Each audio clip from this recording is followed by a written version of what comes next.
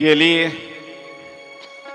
7-8 दिवसापासून आपला भगवान श्री मोहिनी राजाचा 256वा वार्षिक महोत्सव सुरू झाला। एका अर्थानं हा महोत्सव अगदी ऐतिहासिक महोत्सव ठरला। सर्व भाविक भक्तांनी दीदींच्या या भागवत कथेला प्रचंड असा प्रतिसाद दिला। दीदींचं भागवत निरूपण आपल्या सगळ्यांना निश्चितपणे भावलं, आवडलं, त्याबद्दल धन्यवाद।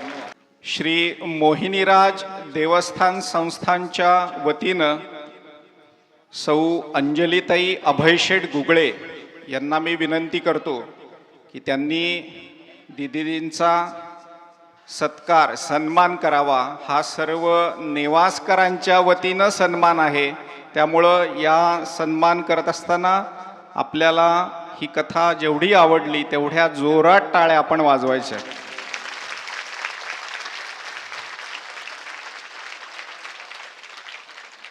खरं तर अनेक सूचना येत होत्या।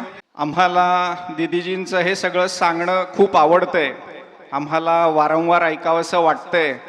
दीदींचा व्यासंग, दीदींचा अभ्यास केवळ भागवत नाही तर रामायण, शिवपुराण, माऊलींचं चरित्र, अन्य संतांचं चरित्र, माऊलींच्या मंदिरामध्ये माऊलींचं चरित्र ऐकायचंय अशी देखील मागणी बऱ्याच जणांनी केली।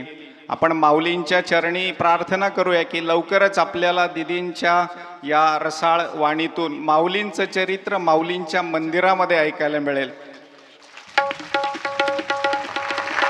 आमच्या देवस्थानचे विश्वस्त श्री अभयशेठ गुगळे यांच्या सौभाग्यवती अंजलीताई अभयशेठ गुगळे या दीदीजींचा स्वागत सन्मान करतायत।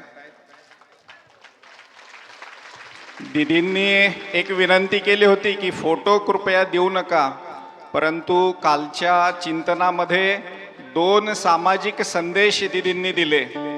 एक संदेश दिला आपल्या सगळ्यांना तो स्वदेशीचा। देशाला स्वातंत्र्य प्राप्त झालं, अनेक ज्ञात अज्ञात वीरांच्या बलिदानाने देश स्वतंत्र झाला, पण आज गरज आहे ती देशासाठी जगण्याची। आणि देशासाठी जगण्याचं काय करू शकतो आपण, तर एक स्वदेशीचा संदेश दिला। दुसरा आपल्या गंगा मातेचा, यमुना मातेचा, प्रवरा मातेची सेवा, स्वच्छतेचा, सामाजिक